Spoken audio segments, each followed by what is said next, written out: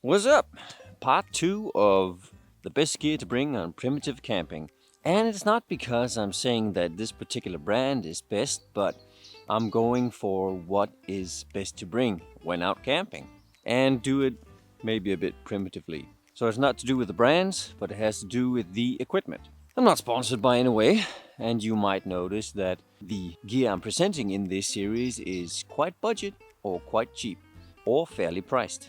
And I don't really have that much gear. Part 2 is a tarp.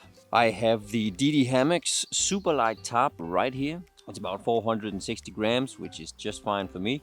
It's made in ripstop nylon with the polyurethane coating. It's got a water column pressure that can withstand about 3,000 millimeters of water.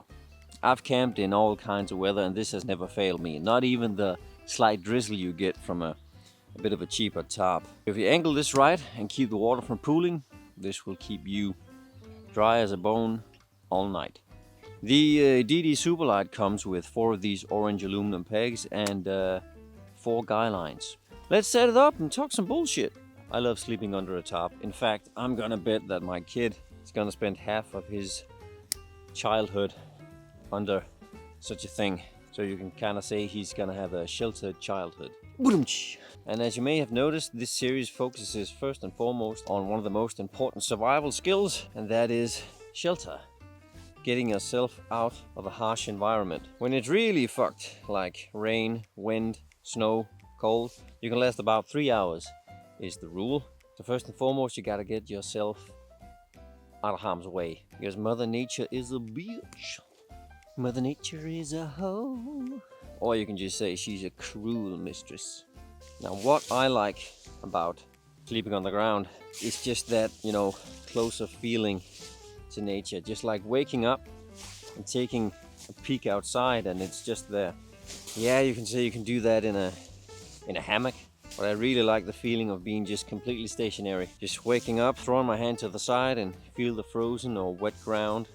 It's a good feeling. I'm just gonna do a bit of an A-frame with some Prusik knots and some sticks. Nothing fancy. Another thing I really like about tarps is the creativity. Sure, you can buy all kinds of cool hammock setups, but it's like once you set up a hammock, that's kind of that. As one way to go. So maybe we're gonna do some tweaks to this A-frame. It is very easy to tweak a tarp, but as I said before, the most important thing is just to get some cover. And like a lot of good times, you should start with pegging out the back. Winkety wink wink. Get it nice and smooth back here. So I think we're just gonna open it up a bit. So we're gonna need a stick. It's a 3x3 tarp. And I do have a 4x4 for like bigger formations or camping with some friends, or just have a bigger top tent setup with the family.